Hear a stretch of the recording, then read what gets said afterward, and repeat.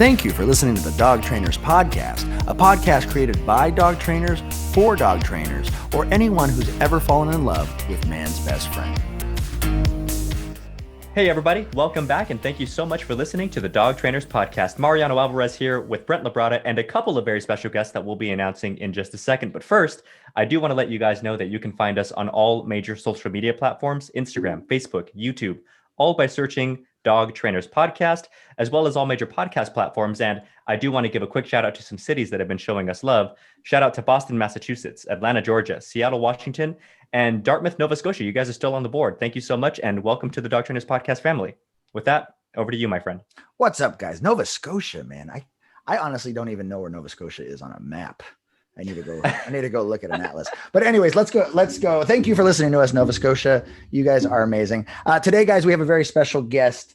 As we promised you guys, we want to bring you guys some of the best dog trainers in the industry, people who are masters of their craft and their discipline, to help educate us on this spectrum of dog training, right?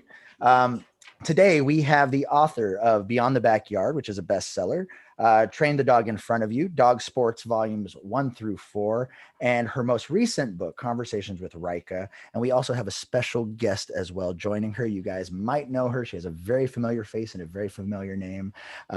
So let's go ahead and want to introduce Miss Denise Fenzi. How are you, Denise? I'm good. How are you? We are doing wonderful, and we are so honored to have you here on the podcast. To give everyone a little bit of how I came across this, I actually had a listener of the podcast who said, hey guys, you guys should really check out Denise Fenzi. And I heard the last name Fenzi, and I was like, Fenzi, why is that so familiar? And then I was like, doesn't Sara work? Yeah, Fenzi Dog Sport. Yeah, with Fenzi. And I was like, Fenzi. So I looked you up, and then I looked up your connection to Sara, and I was like, boom, boom, boom. And then I went to your Instagram, and it just so happened to be the exact same time you had posted a Bridging the Gap Instagram Live. I guess you do Instagram Lives every day. You got to tell us a little bit more about that. And so I was like, okay, I listened to an hour, while I'm working dogs, listening to it. Great. Then the next day you had another Instagram Live, and I was like, okay, listen to that.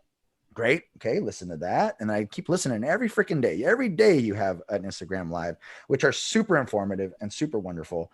And I really thought provoking. And that's why I really wanted to reach out to you and talk to you in person, or at least over the internet, about these things, because I think what you're talking about in regards to kind of the polarities in dog training, and the bridging the divide within dog training, like how can we do it?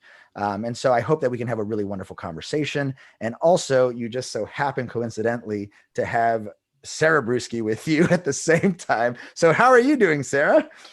I am doing fabulous. Yeah, I was in a journey of traveling across the Southwest and the West Coast, and stopped by Denise's house to hang with her and do a little bit of training with her awesome dog Dice. And yeah, so that's why I'm here. Very cool. So yeah, it's really serendipitous that we get 2 for 1 in this episode. So those of you guys who don't know who Sara Brueske is, you guys can check her out on episode 43 of the podcast.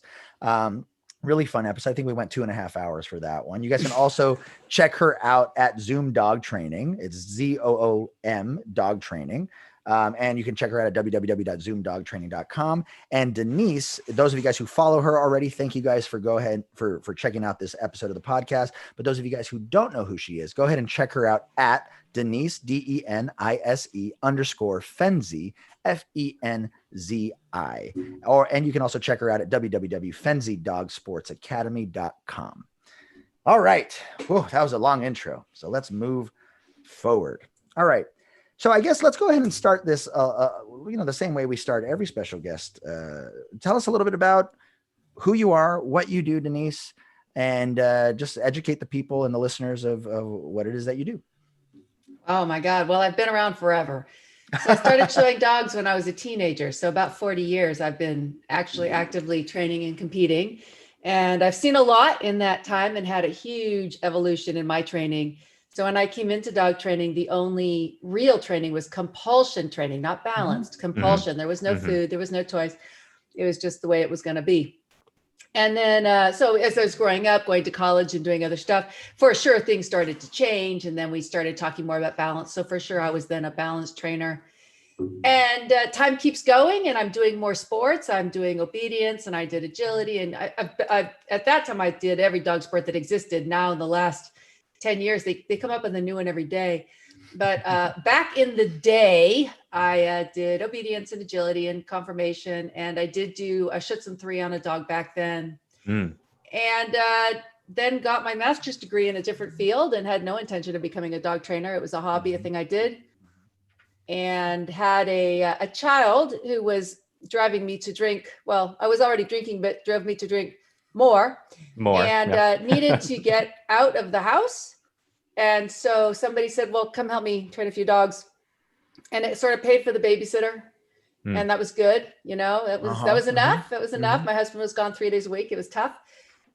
And then it just, you know, one more dog, and got a puppy when my son was 4 months old. I went to France and bought her. I had a 48-hour go out and come back because I was feeding this child, and it's pretty intense, and sort of came back into the sport. And for various reasons, just couldn't figure out how to go back to work and raise a child with a husband in a pretty intense job.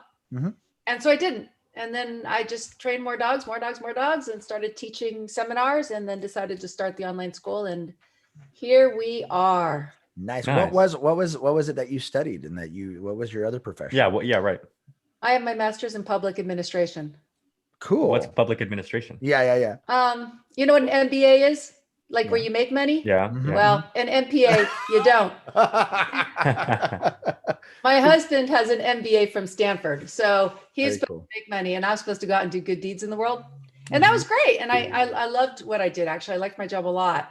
Well, that sounds terrible because I actually fired people for a living, but I did love my job because I worked for the federal government. And I felt that by the time the managers were talking to me, that they really needed my help. And I felt like I could support them greatly. I learned a ton about talking to people, talking to the unions, finding ways to make things work, avoiding adversarial relationships with people who wanted to be adversarial, supporting management who was struggling and didn't know how to navigate, teaching them words. You know, I spent a lot of time, well, these are some ways you could respond. And all of those things have benefited me really, truly, enormously in what I do now, not just in my choices about how I use my social media platforms, because I choose to use them as exceptionally educational events. But I cover a lot of range. And if you've been listening to some of the lives, you may know that I don't just talk about dog training. I talk about people. I talk about changing behavior because I love those things. And largely, I did learn that I also worked in a jail for 7 years. So that probably helped too.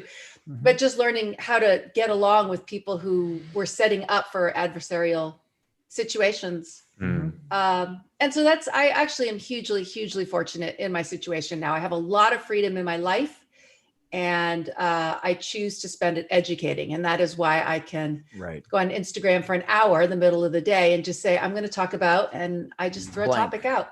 I have a question for both of you, Sara and Denise. Sara, we asked you last time, we asked all of our guests, and Denise, I'd like to ask you the same question, but then I'm going to deviate a little bit for Sara. Who were your influencers in dog training? Who were your main motivators or people, mentors maybe, that you looked up to and who kind of helped guide you as a young dog trainer back in the day? Sara first? You first, because for Sara, I have a slightly different question because we asked her this already. So the names that would be familiar, Ivan Balabanov used to live here. Nice. So he worked with me with my first dog. Wow. In my Schutzen dog. And then Michael Ellis and I trained together quite a bit as well. So him was the club, the person who helped me get my first dog's Mondio Ring, her first trial. So Forrest Mickey is another person. We actually just traded lessons. So I would help him with his obedience, and he would help me with my protection. Nice.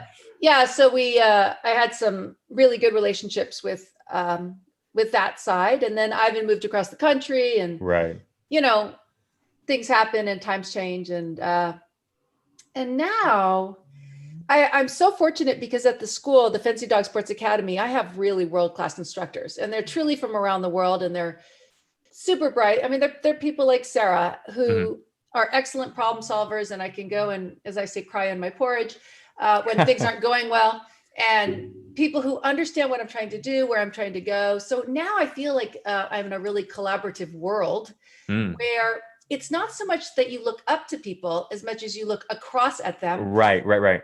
And you can come in from different angles. Yeah. And get information that you need.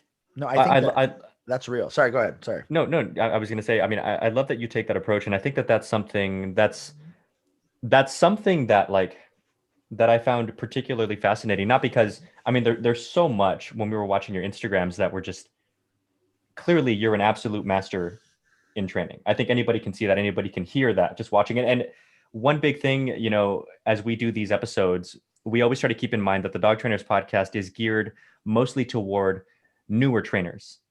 And one of the biggest problems that we notice that newer trainers have, and I'm sure you guys have noticed this exact same problem, is they may know the concept, but they don't always necessarily have the words to express.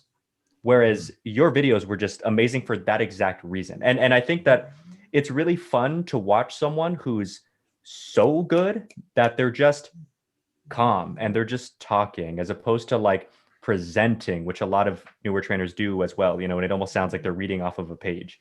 And I just love the fact that you, it seems, you know, you were kind of like brought up open to collaboration and avoiding conflict and all that good stuff. And I do definitely want to hear a bit more about how that helped out in dog training, especially because, you know, these days it's so like this versus that, you know. But my question for Sara, since we did talk to her a little bit about who her mentors in the training world, you know, the more we converse with people, I'm always interested to hear about who are your guys's motivations or influencers or whatever that may not necessarily be in the dog world. Like, is there someone who isn't necessarily a trainer who you just look up to because of their like work ethic or their something or another? That's such a good question. And it's something I actually started thinking about a little bit the other day. And I think it would be a shame not to bring up parents in this. Okay. Their parents do such a good job. I mean, they are the ones that are raising you from birth. So, you know, we talk about nature versus nurture in dogs all the time. And right. That impact that your parents have on you is such a huge one. And so my dad is a small business owner, and he always told me that, you know, you got to do what you love because you're going to be doing it every single day of your life. And so that I really took that into account. And just the fact that both my mom and my dad were always there, you know, telling me to do that thing that I want to do. And it wasn't about the money and it wasn't about that. And I think that that, you know, driving force was so huge. But I think I'm going to push this back a little bit to Denise because even though she is a dog trainer, the impact that she has on social media and her general outlook on relationship building with not just your fellow dog trainers, but the people that you're reaching out to, the people that you're affecting, the people that you're talking to is so huge. And it actually, when she brought me into Fenzi Dog Sport Academy, that was a giant role model for me. So just having that structure and having her input and helping to build my confidence that way, I think that's a really huge impact as far as, even though, yes, she is a dog trainer, obviously, but the real life lessons I learned from Denise they're just huge. So. No, absolutely. I think that's the fun thing. That's, you know, what Brent and I talk about, I probably ad nauseum, I'm not sure, that, you know, in the podcast is something that we'll kind of get into in a bit more detail later, which is, you guys do a lot of sport dog stuff, and in sport dog world, there are clubs and there are competitions and there are ways for people to push each other with one sort of unified objective, right? And that's how you can kind of gauge who's good at what and what we need to work on. Sharpen steel against exactly steel, right. Whereas in the pet dog training world, those sorts of things largely don't exist. I mean, there are schools, you know, there's like Karen Pryor and ABC and all that good stuff, but for the most part, all these other dog trainers, they're just kind of like individual monoliths in otherwise, you know, a sea of different training and different methodology, and everybody's got their own ways of doing things. And Brent and I have really been looking into finding a way to create something like that, some sort of club or some sort of sport or some sort of something, so that people can get together and kind of test their mettle a little bit. And I'm glad that Denise has been a motivator for that, just as a person, because I know exactly what you're saying. Even if they're in the field that you do, it's not necessarily a professional admiration. It's just who you are for one reason or another that you find really cool. So I love that answer. I appreciate that, Sarah. That makes me feel good. So thank you. I appreciate it. Of course. She has maybe to say Also, that. You're wait. on the podcast. I was gonna say, well, maybe she'll let you back into the house now. I was really just trying to get you out of the van.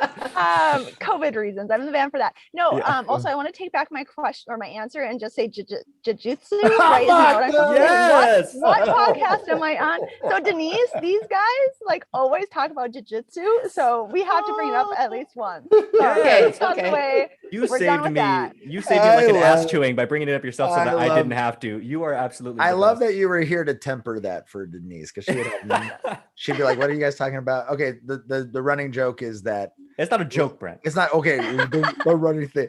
You're familiar with the jujitsu martial art, right? And it's the belt system of jujitsu is kind of like the system of becoming a better dog trainer, right? Like you become better, you find a form, you get good at the form, then you start deviating from the form, and then you start mixing it up. It's a very great metaphor.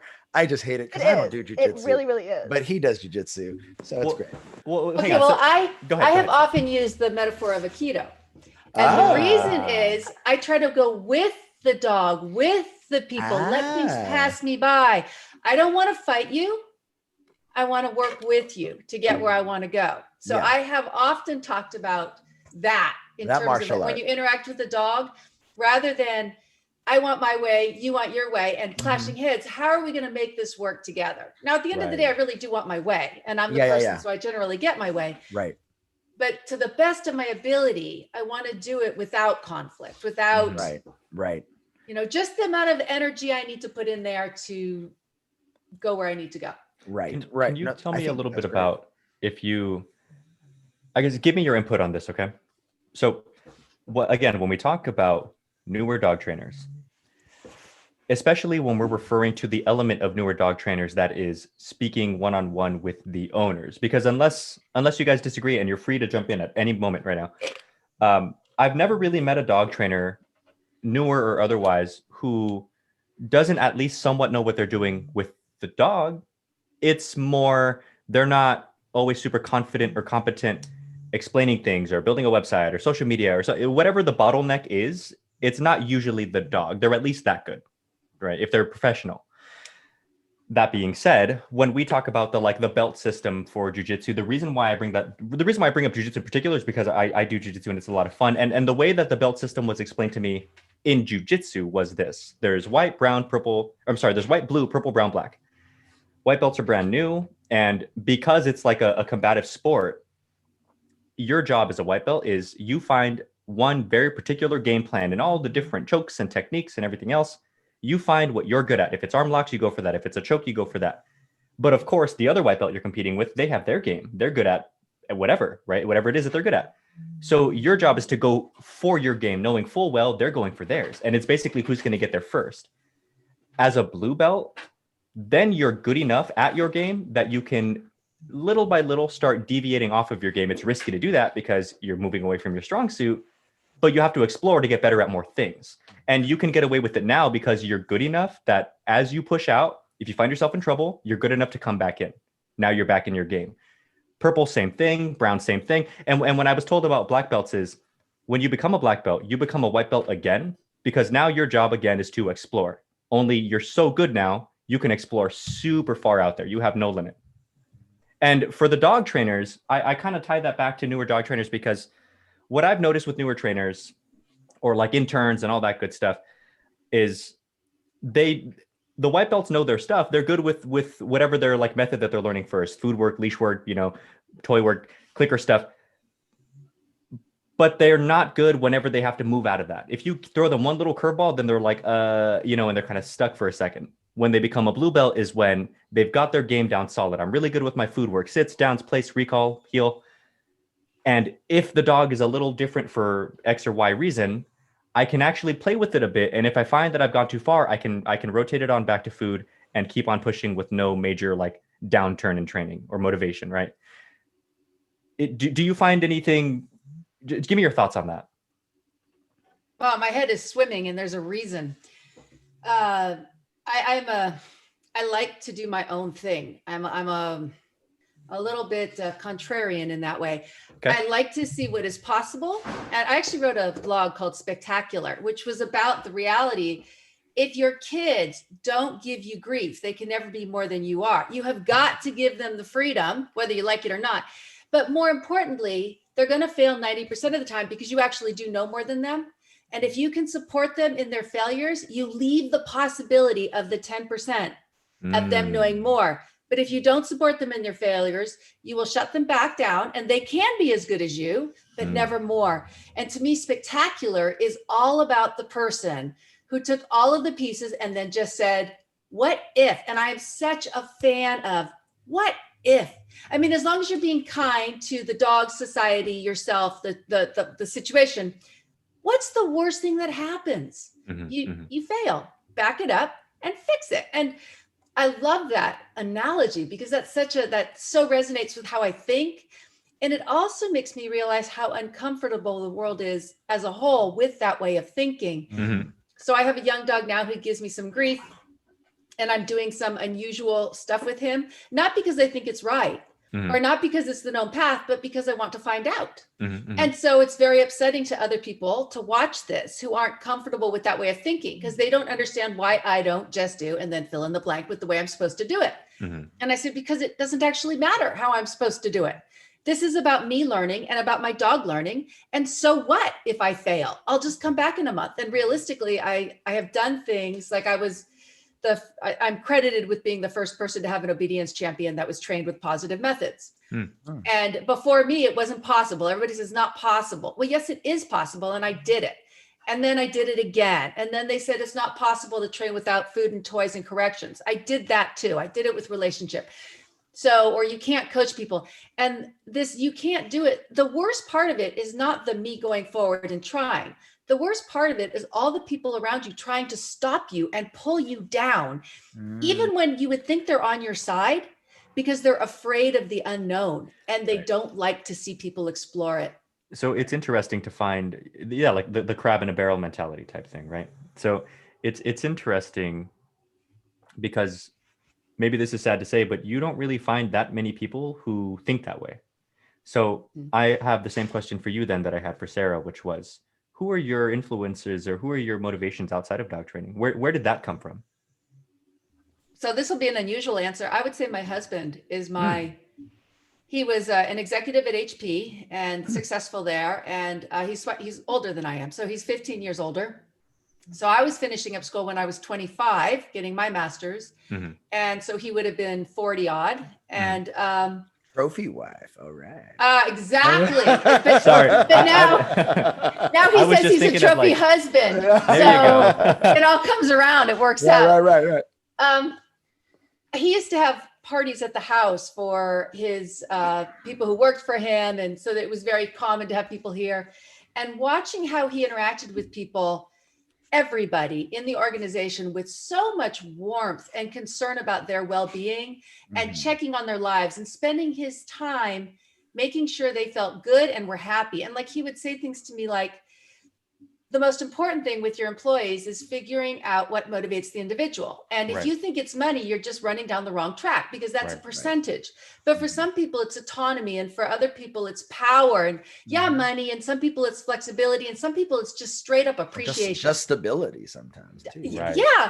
And so figuring out what motivates people has been a huge and beneficial driver for me, not just as in terms of my management role, but in terms of my dog training. What motivates this dog? In terms of the people I work with, what motivates this owner?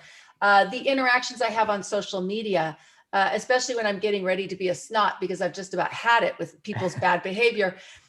Backing up and saying, if I change this around and think about what motivates them, and if I put myself in their position, what would I need that person to say to me to change my way of thinking?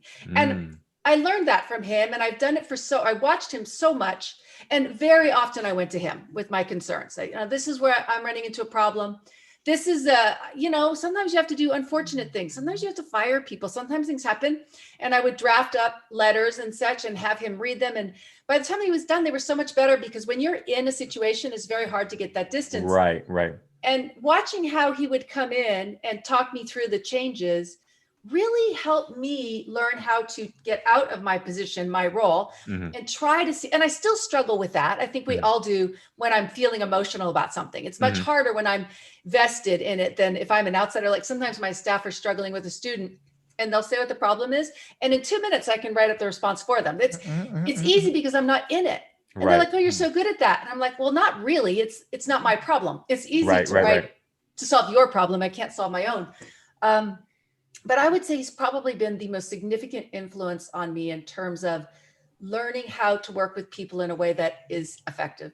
That's awesome. That's dope. And I think that's, and in general, like that's the great part of like, and I don't want to refer to your husband as your mentor, but like, that's the experience I've had with my mentors, right? In many ways where it's like, yeah, like I've had people that I've looked up to and be like, how do you do that? Like I had a client, I had one of my mentors, he was the owner of the company I worked for many years. And, you know, he was such a lovely, lovely man, kind, very reminiscent of what you're saying with your husband. And a client would be pissed off because we had a boarding and training facility. So something went wrong with boarding, pissed off, coming in, crying, and they're ready to kill him. They're like, I need to talk to you. They step into my office, walks into the office. They leave 5 minutes later, hugging. Thank you so much, Bobby. And then they give us more money. So I'm just like, how did you do that? How did you think? And I remember I spent the last 10 years trying to figure out people, what makes you tick. So exactly similar things, but it's not so much what's told to you, it's what's shown to you. Right. And so that's kind of the beauty of mentorship. Like I have my trainer that's been with me for 1.5 years. She just goes, no shit. That's why you do that. And I'm like, yeah, I thought I told you this 1 year ago. She's like, it just clicked in my head right now, you know? And so there's all these little, you know, non-communicative things that we're showing by example that it's just, I think that's just a rule to life. It's not, but also dog training, that you have to see someone lead by example to even be in a position to be able to comprehend it, you know? So I think that's really beautiful. So that's cool. That's awesome. I love that answer so much. Since we're talking about too, again, I guess a mentorship is a loose term, right? But it's what you learn from people, let's say, who you choose to surround yourself with, because I think that's very important too. Then it makes me wonder, you know, you guys have your schools and you have the sports and you have all that good stuff.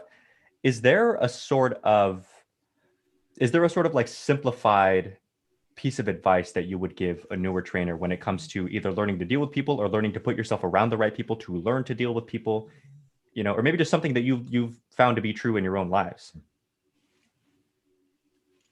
One thing that I wish more people would kind of take into account, not just working with other people, but, you know, just even working with themselves a little bit is to remember that everybody is literally just trying their best. Right. So nobody's going out there trying to be malicious. If they do, maybe they're having a bad day, but they're trying their best in that moment. And generally you are trying your best too in that moment as well.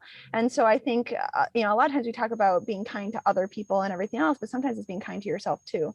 And just remembering that everybody is just trying their darndest in that moment is just a good thing to remember. That way, when that person cuts you off or whatever, maybe they're in a rush. You know, one thing I love to do, my husband and I love to do, is come up with a crazy idea about why people are being rude in that moment. And it's always in that person's favor. And it's a great exercise for us to do because it prevents us from getting so angry. And it's the same thing, I think, when we're working with our clients. It's the same thing when we're working with our dogs, for sure. And I think with ourselves as well. That's awesome.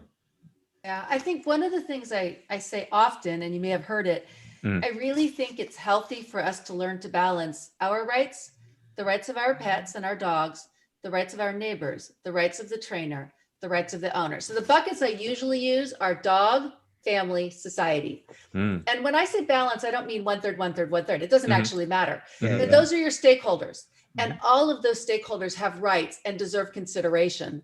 I sometimes notice that trainers will come in and sometimes it feels like the trainer and the dog against the owner.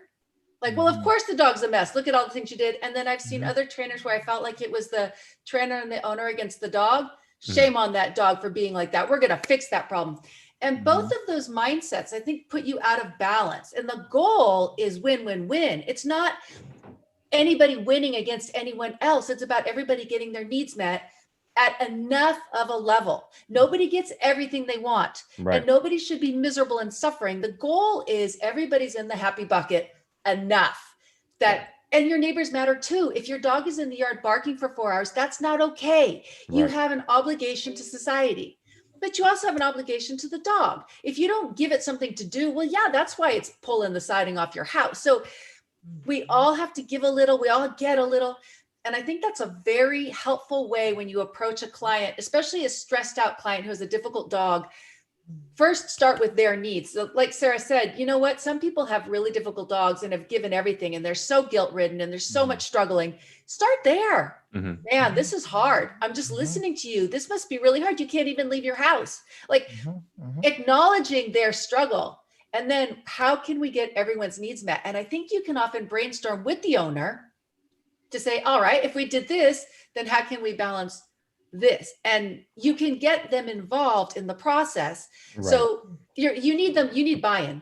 If it's all about, you're going to do this and this and this, and here's an 18-page page plan, now go do it. Odds are good they're going to nod and say yes, and you're going to leave, and they're not going to do it, and you're going to think you were successful. And I've mentioned this on podcasts. The reality is most people don't know if they were an effective dog trainer, because if I fire you, I don't call you up and say, just so you know, you suck, and now I'm working with Sara. That does not happen.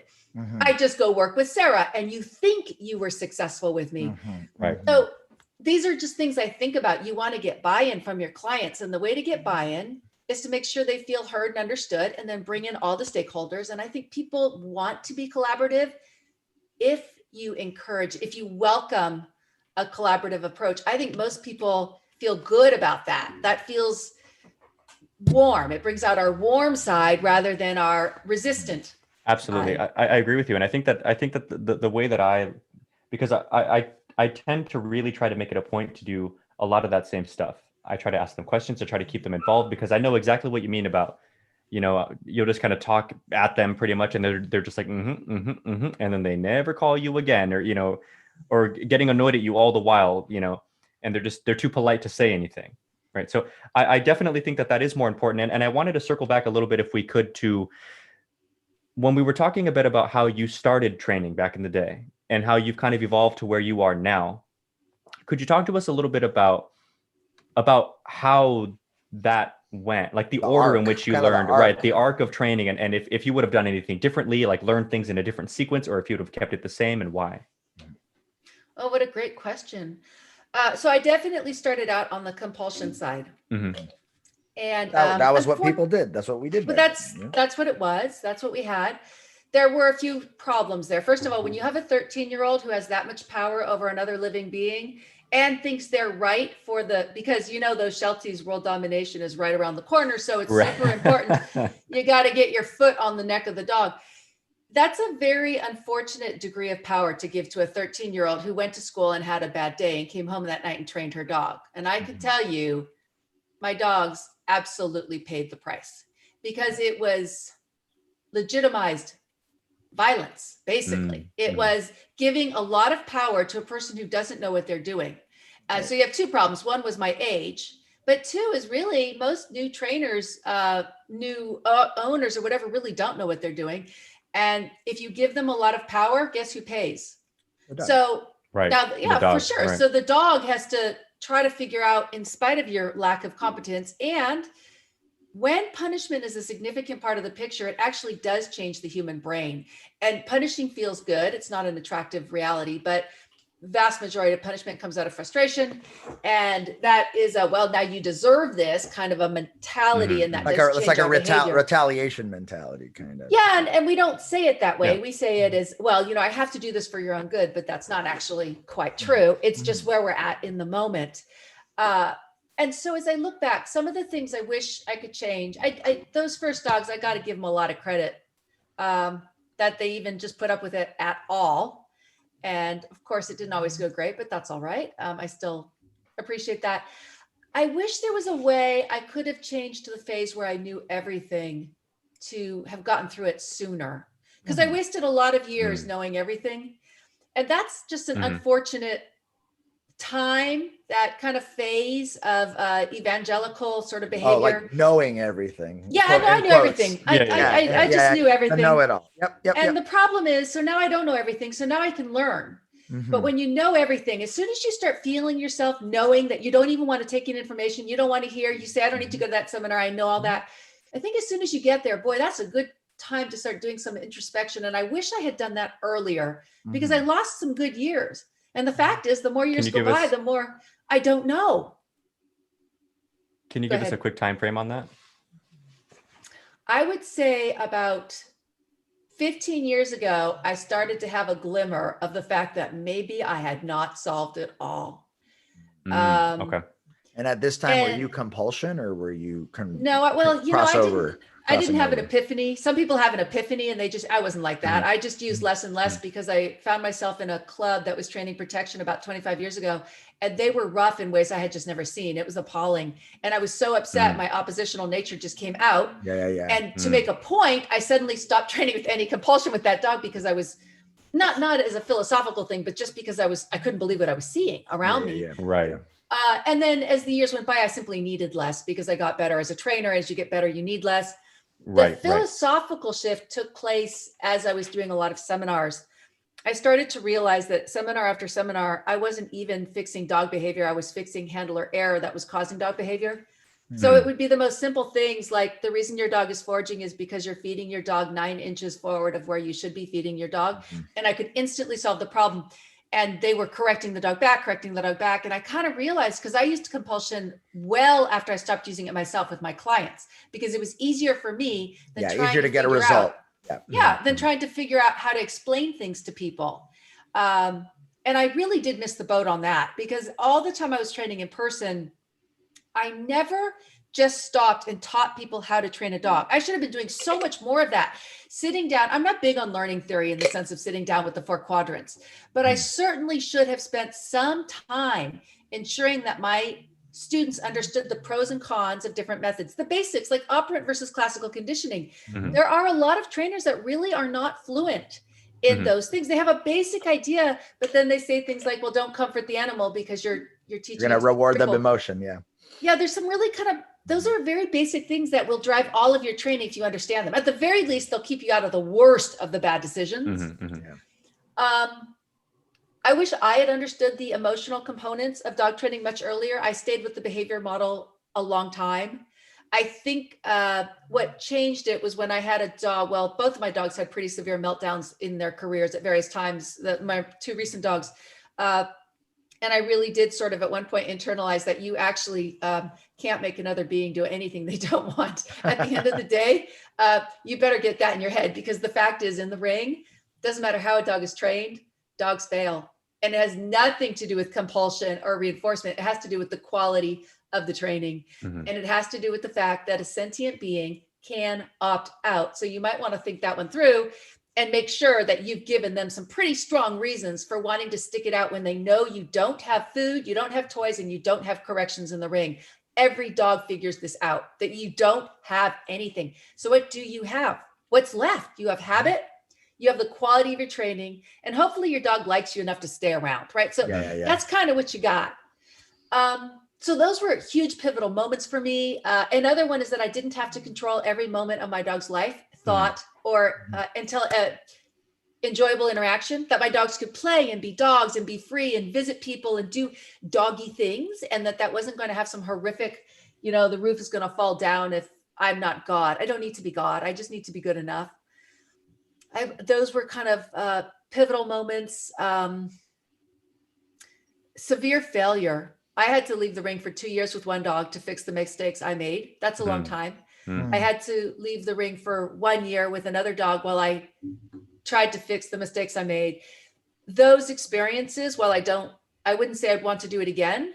I would say that when I got where I wanted to go with those dogs, the learning and the joy I took from the success was so much greater than it would have been if I had skated through the way I thought I was going to skate through with those dogs when I started. And I have a young dog now who's kind of difficult and temperamental, And I foresee that it's very likely that the next year of my life will not be training for my dog sport. It will be dealing with behavior issues that have to be resolved to be successful in my dog sport. So he's not sociable.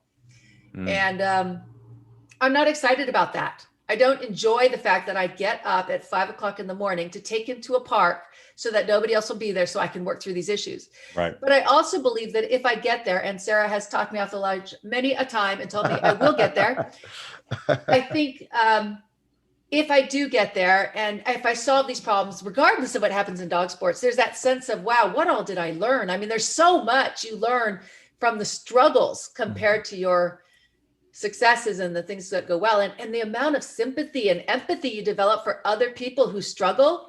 Right. Rather than just being like, you don't know what you're doing, because there's too much of that in the world, right? Everybody's sure they could solve your problems. When you've really struggled and then you watch other people struggle, it's so much easier to be empathetic and to meet them where they are and to just be a better human being. Right. Yeah, there's so that was a wonderful answer, and there's a lot to unpack there. So I'm just kind of typing notes as I go. So forgive me if I have like a second of silence here. One thing I really want to touch on, you were talking just this very last point you made, the sympathy and the empathy for others. And one thing that I do like to bring up for other trainers, and again, you know, agree, disagree, or otherwise, you let me know. Okay, I want both of your opinions on this. In particular, in my experience, the newer you are at dealing with people, which tends to coincide pretty closely hand in hand with your comfort level with dogs, because again, if you're a black belt with dogs, then even if you and the person don't necessarily vibe, you're good enough with the dog that you can find common ground somewhere in there. Like you were talking about, the balance, the dog, the owner, and you know, it seems harder the newer you are to have sympathy and empathy for people. And I think that it's like, if people are very much like you and you would just otherwise get along with them, like you guys would just be friends, dog or no dog, then it's easy. And I've noticed that like the more experience that trainers have had, the more people you can empathize with, like your base has become broader. Yeah. One thing Sara said earlier about recognize that people are doing their best. People send me notes for various reasons about a lot of things. So I end up getting a lot of information, personal information about people. And in some cases, I don't like these people very much. So this is a really interesting thing that'll happen. Somebody will send you a note and you just don't connect with that person. And I actually like almost everyone. So that's saying something right there. And I have a person in my head, and she sent me a private note, and she told me some stuff about her life, which was pretty terrible, and her background and all of a sudden, you know, it was like that feeling inside of, here we go again. I should have known that there was a reason for her hardness and the way she treats other people. I should have known. You keep having those experiences as the years go by. You should have known. You discover these things about people. And once again, you realize everybody's trying and everybody's got their thing. It's still hard sometimes to remember it when you're in it and you're being mistreated or you're frustrated. But that resonates with me a lot, that people are trying their best and, you know, try to meet them. Well, and you said it earlier too, it's easy to solve problems when they're not your problems, you know? So yeah, I think that's definitely a fascinating thing. Sara, I have a question for you. Yeah, what's up? Denise, are you okay? No, my light is fading. You blinked twice. Blink twice. I'm getting darker. So I might have to go. Told you could go in the shed. You opted for the fan. So if I disappear for a moment, it's because I have to go plug in my light that I didn't realize was dead. So I apologize about that now. No worries. Can I speak on that last question you had for Denise though? Yes. So you asked, you know, newer trainers, they have a hard time kind of sympathizing and empathizing with other dog trainers or maybe even their clients or something along those lines. And I think that there's a couple of different reasons for that. Yeah, let's do that. I like that. Yeah, I think like lack of confidence for one, right? Yep, so whenever we're lacking confidence in something we're doing, whether we're aware of it or not, we project like this negativity. Like we are just towards the thing that we feel we're weak at. Yeah. Yeah, exactly. And then the other thing is just the lack of experience in how to deal with the clients in that way and learning how, like Denise said, like every time you have that experience, it reinforces you stepping outside of your box and looking at it from their point of view. And so I think those are the things that those trainers, and I had another one, but apparently it's escaped my mind. So now I'm just rambling, but the lack of confidence is a huge one. And I think the knowledge that you don't quite have all of the answers changes that perspective a ton once you hit that point, like Denise said, where I don't know everything. And we spend all of this time as new trainers, as baby trainers, like, oh, I've got all the answers, right? And the second we realize we don't, then it's easier because now our confidence isn't the thing that's dominating us anymore. We realize our we curiosity, don't know everything, and we're okay with that, right? We become okay with that. And I think it allows us to be a little bit more empathetic to everybody else at that point. Okay. So that's a fascinating answer. And it kind of ties into a couple of the other notes that I had written down. And it's funny, I wrote these down in this order. So the first one I had written down was sympathy for others. The next two, Denise was talking about becoming more efficient, and kind of hand in hand with that, doing less. And I took doing less in a couple different ways, Denise, and correct me if I misspeak. So we were talking about doing less in the sense of you can get away with less corrections or less compulsion, or even less motivated, just being more efficient with everything. But at the same time, we were talking about doing less in the sense of like, I don't need to control every little aspect of the dog's life. I'm not going to sit here and micromanage you, right? And so I find it fascinating that whenever we speak to really, really respected dog trainers like you, Denise, like Sarah, like Michael Ellis, like, Tyler Muto, Blake. Tyler Muto, a lot of you guys end up saying the same things. And I think that you'll get a kick out of this. Michael Ellis told us a very similar story about learning how to train compulsion and then moving into more and more kind of balance work. And it's funny that like quote unquote proper quote unquote balance training really isn't that balanced either. Like you were talking about with the relationship element, which it's a lot more motivational, right? It shouldn't be like 50% correction, 50% reward. It should be like 90-10, if that, right? So Michael Ellis told us if he wishes he could resurrect some of the dogs he learned on and apologize to them. I hear that. Yep. I agree. Same. I agree. Yeah. I thought that was fascinating. I just said that to Sarah earlier. I have a dog. It's the great grandmother of a dog I have here. I wish I could have that dog back. I could. Yeah. And that hits hard because I've been doing this long enough where I'm actually training the second generation of dogs now for families. And yeah, the way I'm training the new dogs is way different than the way I trained their first one. But they love the old way, so it's just like just wait till you see what I do with this one. Right. Can we talk about that hardening into your? Yeah. So the reason, Brent, you were able to do that is you didn't harden into the way you did it in the first generation. Right. And I want to talk about this because this is important to me. Yeah. In the dog world, there's a lot of division and there's a lot of conflict. And one of my great concerns about the division and conflict is it actually hardens people into their positions, of course, as a defensive mechanism. It backs them into their walls. Exactly. So if I had been picking at you 20 years ago with your generation, you would not have changed because you don't want to give me the privilege of being right.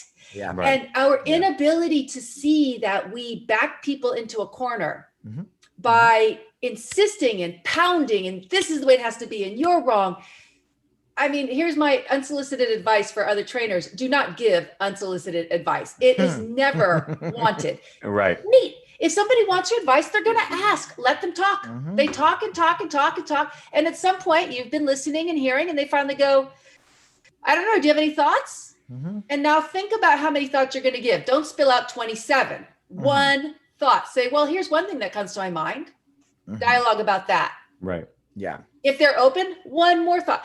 Yep. And it really doesn't matter how a person trains. Any two dog trainers of any two philosophies should be able to find common ground. We all work with people who are frustrated and maybe don't have enough time for their dog. They got a dog they shouldn't have gotten. Like, what were you thinking?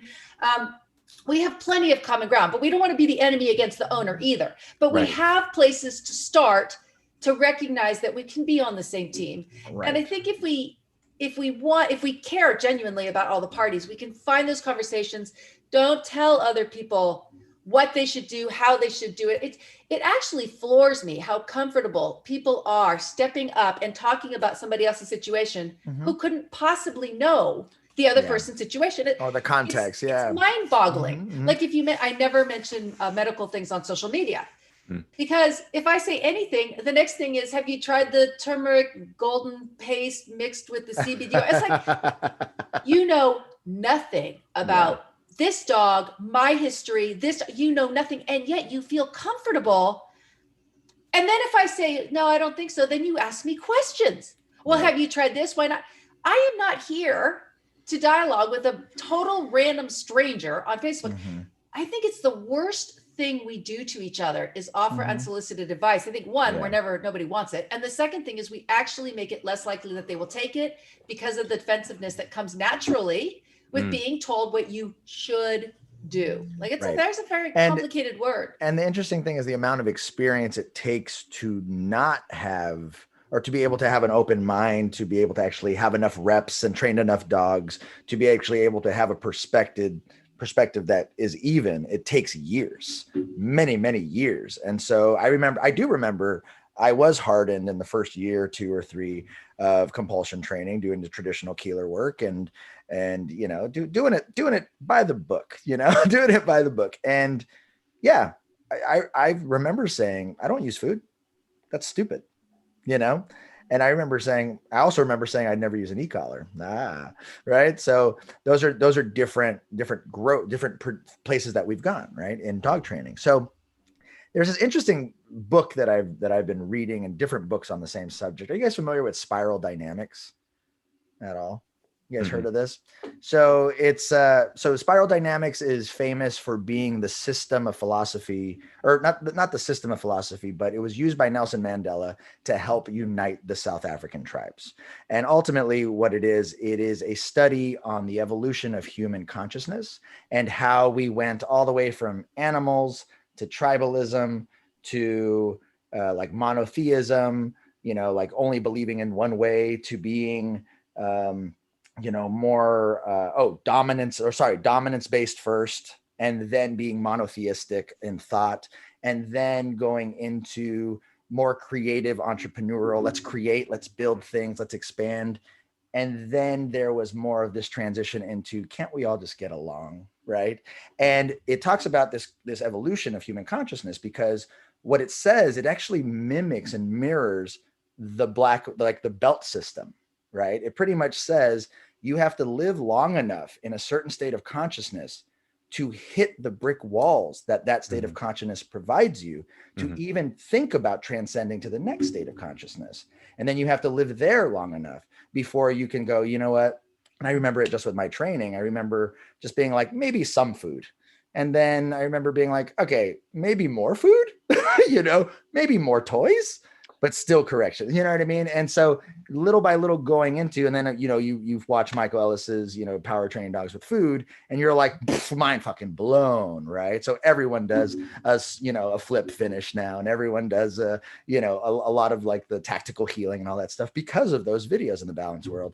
And it's interesting, but I wouldn't have been able to process, or I wouldn't even have the curiosity to seek those things out had I not lived in a certain state of mind long enough to hit the brick walls that state of mind brings you into. And so the study of Nelson Mandela used it because there were different tribes that were dominance based. There were different tribes that were money and prosperity based. There were different tribes that were still tribalist, about talking about the moon and the stars and spirituality and all this other stuff.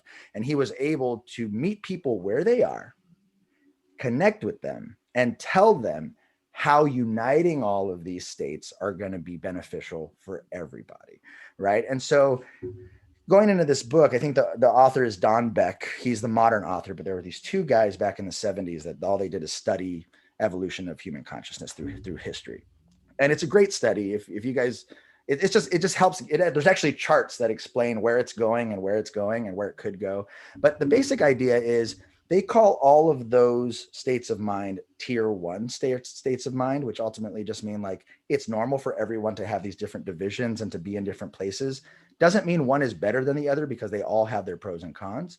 But they said that the second tier of thinking is hopefully, where more experienced dog trainers are, or where I see more experienced dog trainers being, where we're saying like, I see the value in this, I see the value in that, I see the value in your way of thinking, I see the value. I also say that's wrong in certain contexts, and that's wrong in certain contexts, and that's wrong in certain contexts, right? And so it's about being able to have transcended those different states of mind, to be able to understand, okay, I've gone through a lot of it, and now I can see where things have value and where maybe things don't serve us anymore. So I bring that up just for people who are into philosophy and psychology and all that other stuff. Really cool piece of information. But I bring it back to the belt system, and I bring it back to dog training because What belt system? the jiu-jitsu belt system. So, huh? What? The karate belt system. No. The Aikido belt system. There you go. Do they have belts? I don't even know. So just that being said, it's I can see within my career, even from being a kid to now, I can see my evolution through those different stages, right? And I totally agree that you have to be in a state of mind long enough to see how it serves you and how it doesn't serve you until you can move level up ultimately, right? And I feel a lot of the opinions, like the polarizing opinions, are coming mostly from people without that experience. And correct me if I'm wrong. I don't know. It's the people who the people who aren't that experienced ultimately, right? Because if you do anything long enough, hopefully you have enough common sense to have some perspective. What are your ladies' thoughts on that? So I'm thinking, so of course my knowledge base of people is stronger in the force-free community. And the thing that comes to me is that it's a very small percentage of people who create a lot of angst and division in our community. So I think I would say 5%. And the thing I think I see most is a militant belief that there's one way things should be done, and it's their way, whatever it happens to be. And an absolute intolerance for division. It actually doesn't matter if it's balanced training or force-free. Anything that's outside of their exact narrow worldview is very intolerable and heavily attacked. And so as I'm listening to you, Brent, it almost is like some people are just locked. They can't back up at all to even begin understanding a conversation like this. Never mind trying to be moving up through levels or spiraling. They're so stuck, so narrow, and so threatened by. It gives them certainty. It gives them certainty in some way. Yeah, right. It's a safety thing, but the amount of threat they seem to feel when somebody suggests something, even on their side of the fence, if you want to use a fence for the balance to is so great that they just attack every which way. And again, it's a very small percentage, but they are a loud percentage, and you can't miss it. Right. And they create a lot of distress in the communities. It makes it very hard to relax in your community because you don't trust your community when there are people like that. Yeah, and it's funny because again, this podcast is balance training focused. Even some of the the people that people idolize get threatened by balance trainers. Like balance trainers, famous balance trainers are getting shit talked by balance trainers a lot. You know what I mean? And again, people fall into camps and people fall into kind of that monotheistic type of way of thinking about dog training. And there is a certain generation and there's a certain mentality within dog training that we are being more creative. This is a little bit more of a renaissance, if you will. We're exploring ideas, we're sharing ideas, we're trying to enlighten one another. And the people who are interested in doing that, it's going to be better for dogs. But go ahead, you're going to say something, Mariano. It's fascinating. I wanted to kind of tie this point back into another point of something that Denise was talking about a bit earlier, which was fixing mistakes in the ring. Because when you were talking about spiral dynamics, not just as that book, which sounds very interesting, but just bunch of books. I'm sorry. But just as you were explaining it as it is like laid out in the books versus how we just all notice it and everything else. And like you and I have talked about, all jokes aside, when we brought up jiu-jitsu in another episode, it's kind of like, for newer dog trainers, because I see this in dog training as well. Like, if I were watching years and years ago, a video from Michael Ellis, if I'm at a certain place in dog training, it's like a 2.5 hour video. And I don't intake 2.5 hours worth of valuable information that I can then go and immediately apply. I learn some stuff and I'm like, oh, that's really cool. But then when you jump back into your dogs, for the most part, you kind of do what you know. And maybe I'll take on a little tip or two and I'm just that much better. And then I'll watch that exact same video again and get that much better again and again and again. And the same exact content, 2.5 hours, can keep me growing for like years. And I brought it up in the jiu-jitsu sense because if you watch like a really high level match, a tournament, you know, I know enough to know basics, and I'll see something and I'm like, whoa, that was great. Like a little grip or a pull or something tiny. And I'm like, oh, that right there would change a lot. Mhm. And I'll try it next time I roll with somebody. I'm like, oh, it did work, you know? Mhm. And then I watch the exact same match again. And matches are like 8 minutes long. You know, it's not even 2.5 hours. And I can watch the same match over the course of like 5 years and learn something new every single time. And it's like the thing that I learned on the 5th year, I wasn't able to learn it in the first year because I wasn't in that place. And that place to me is, I can't tell what's more important, the growth process or hitting that wall. And that's what I love about that explanation, finding and feeling the limit, the downside, the whatever that is, that then pushes you to have to change and evolve into something different, you know. And I like, that's why I liked the description. And that's why I wanted to ask Denise a little bit about, when we talk about fixing mistakes in the ring, you know, if you would, I just wanted to ask a little bit about, you know, how you went about fixing it. And I think I have a pretty fun example of a mistake that we had to fix with a working dog as well.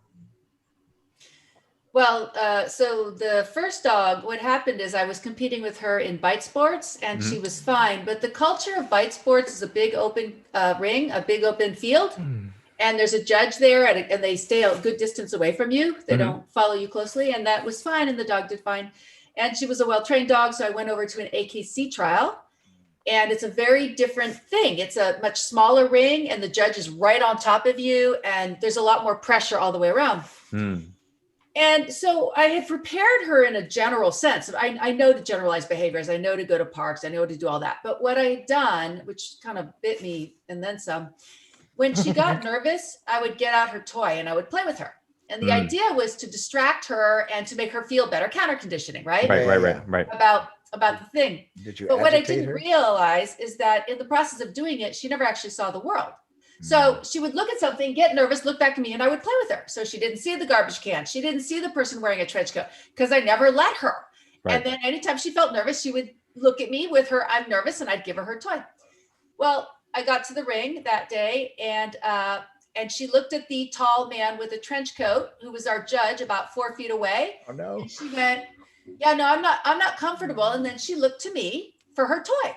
There is no toy in the ring. And I wasn't able to come up with one. And rather than doing what I would do today, which is excuse myself, I thought, oh, it'll be okay, right? She'll work it out. All the kind of usual, yeah, that's bad advice, by the way, that they don't work it out in the ring. And so I subjected her to the entire run, which was a bit of a misery. And Shirley went home worse off in the sense that my dog had a bad experience, her first time in a competition. And spent a lot of time after that learning about, Leslie McDevitt is somebody I learned a ton from.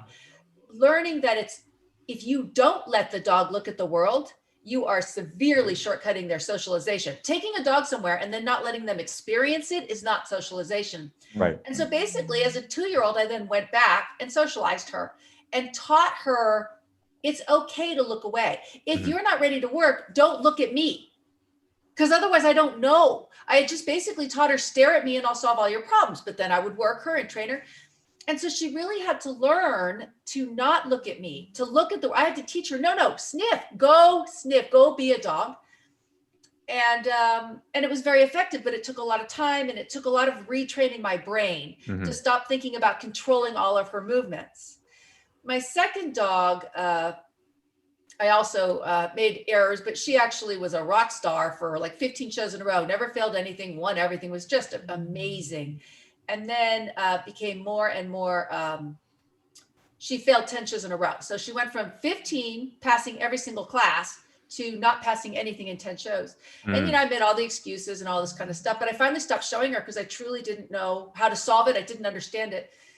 And then somewhere in there, I learned about stress and I started to understand that what I was seeing was a dog stressing up and exhibiting distress because she didn't understand why I wasn't reinforcing her. I hadn't prepared her properly. And so I sort of went back and now she was an older girl. And so I was sort of running out of time. And I remember going to a show thinking, I just need you to pass one exercise. That's it. I'm going to go in the ring and the goal is one thing and everything can be after that. And I'm just going to really focus. And she did very well that day. She came back and did well because my mindset had changed and I became very aware of what she needed in the ring rather than what I needed, which was to win because I wanted to accomplish certain things. And that change made an enormous difference for us. Came back in the ring and were super successful very quickly, which is good because she was old and I didn't have time. But just looking at it from her point of view and recognizing that from a dog's point of view, the ring is a very stressful experience. Very few dogs enjoy competition. They love training, but competition, there's very little interaction. There's a lot of rules. There's a lot of stress. There's a lot of dogs. There's a lot there. And we ask a lot of them. And recognizing that and then starting over from her point of view it was critical. It was a big deal. So that's an interesting one because I think I had a very similar learning moment, and it was with a little dog. She must have been 6 months old, a little Mallee puppy. And she was at that point where we were going to do some sport work with her. So she was practicing some bite stuff with us. Her obedience by that point was already pretty solid. She had a huge drive to her and she would do well biting puppy sleeves, but she would be nervous about a full on like top suit. You know, you look giant and it'd make her nervous. And so we got her comfortable to the point to where she'd grab onto the suit. And then you bring out like those fake, you know, like the stick to kind of motion above her head and like the whip for noise and all that good stuff. And the lesson that I learned was this, and it was with a really good trainer out here who I love very much in Gilbert, Arizona. And the lesson was, in the moment, we brought out the dog, we brought out the suit, we brought out the little whip. Dog jumps on, is biting, she's doing everything well, very well.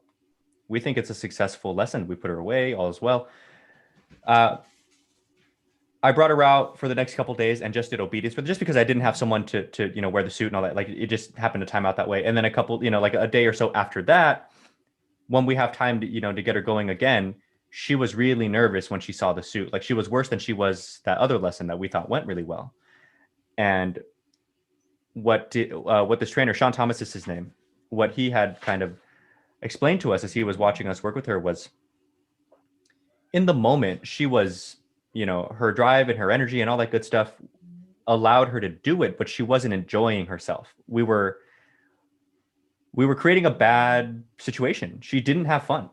And so the next time it comes around, and now because she's fresh, she's not like right in the dead center of a lesson, she's not feeling that same sort of like huge spike of energy. She's like, you know what, I'd rather not. And you can see the discomfort and you can see the nervousness and, you know, and I can feel the reluctancy in her bite and, you know, and all kinds of stuff like that. And so we had to back off, very similar, work her some more with less stimuli, less stress factor, less noise, less motion and everything else, get her comfortable with the bite again and let her enjoy it again. And sometimes it was even as easy as like, here in Phoenix, it's hot.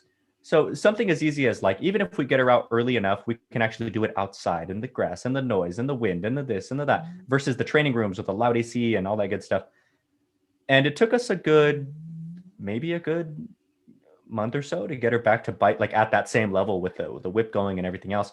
But I did find that fascinating because that was like, when I found that out, I was just mind blown because she did so well.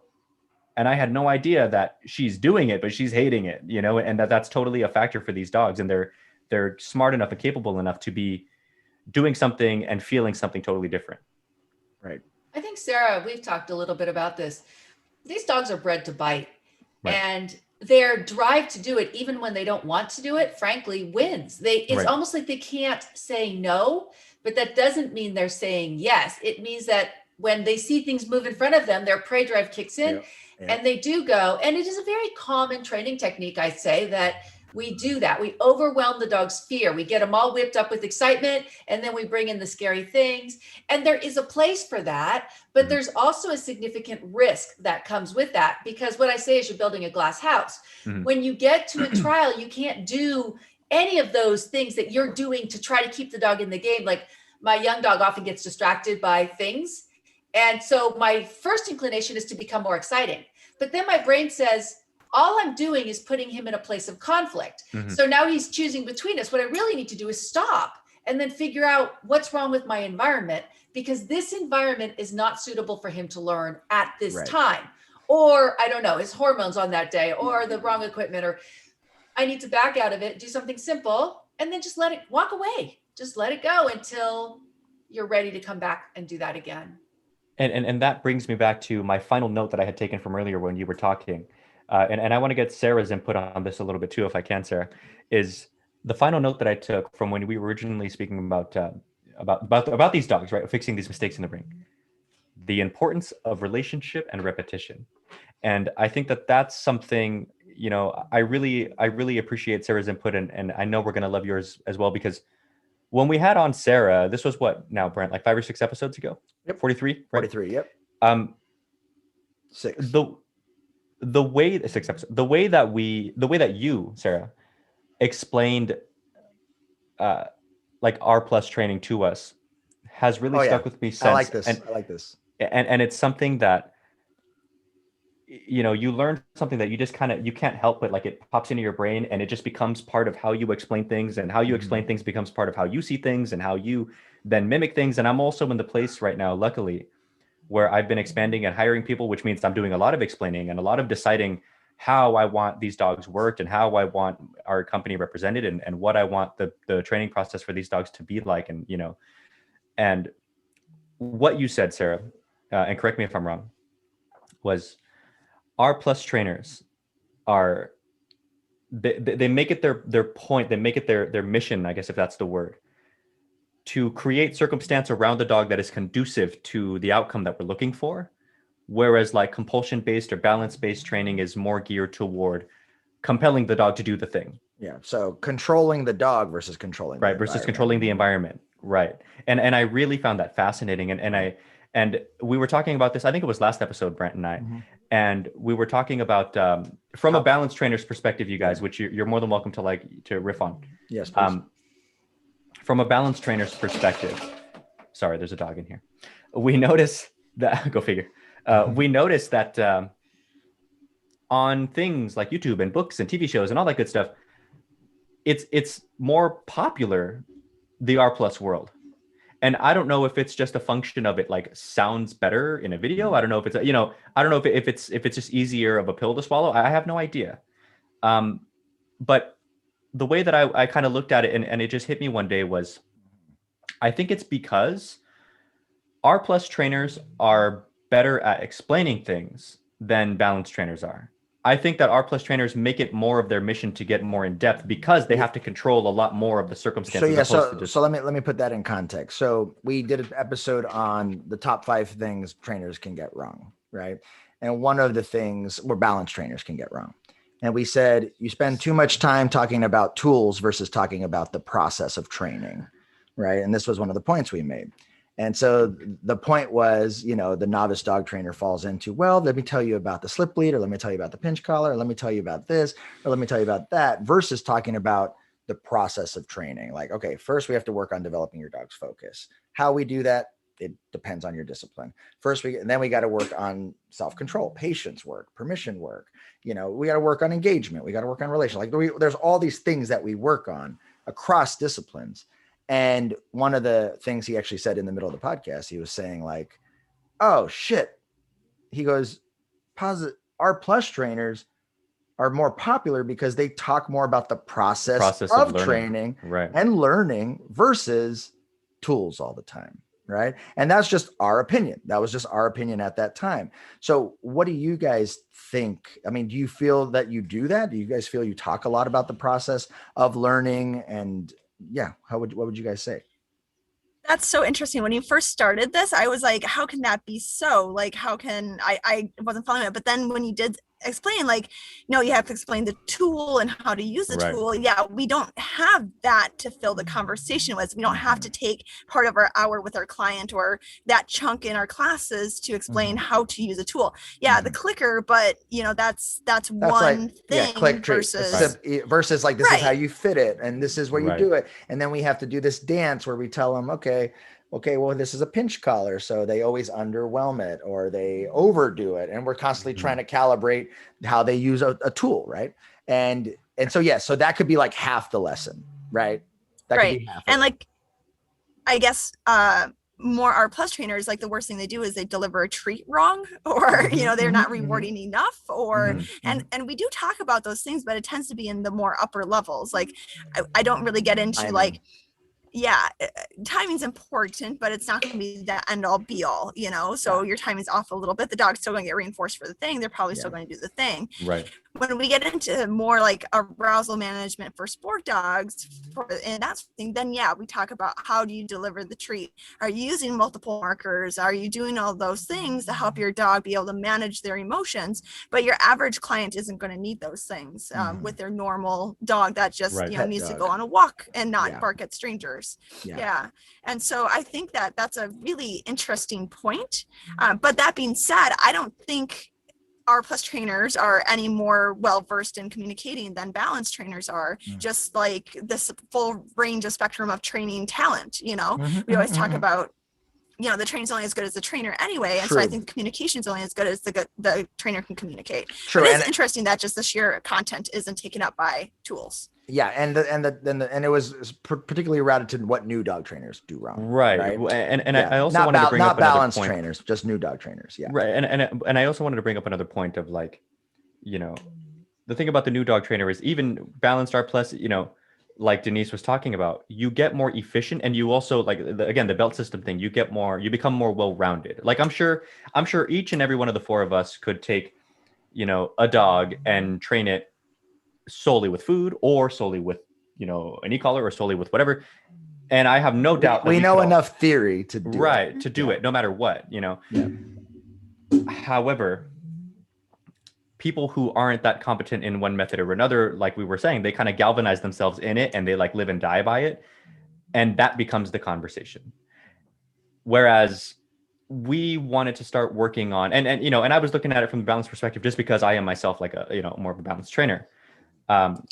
We want to start helping newer trainers understand, when you're that good, it's not a matter of, I'm an e-collar trainer, I'm a prong collar trainer, I'm a pure positive trainer, I'm a whatever the case trainer.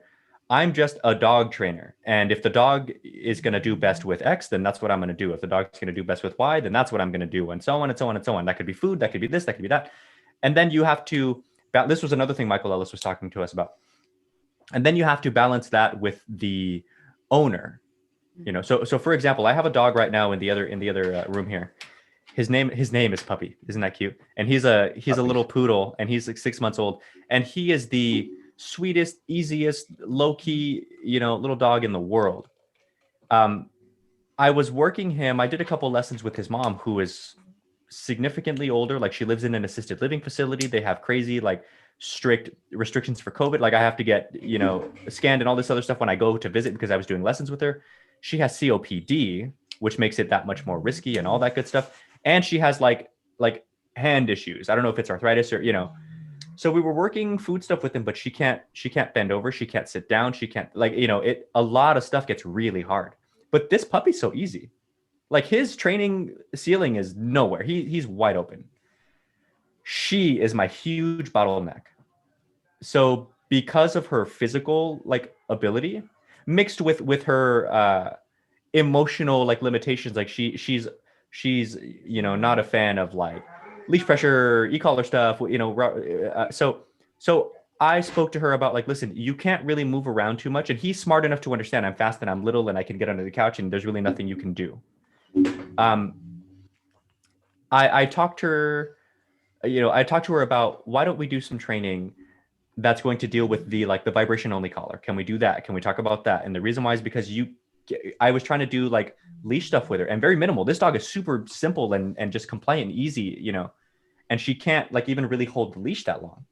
So it kind of depends, not just the dog, but sometimes the owner and sometimes the other circumstance and everything else, and I wanted to give that credit where it was due to, Sarah was telling us about, it seems that more people willing to reach out across the fence tend to be the more balanced side, reaching out to R plus trainers.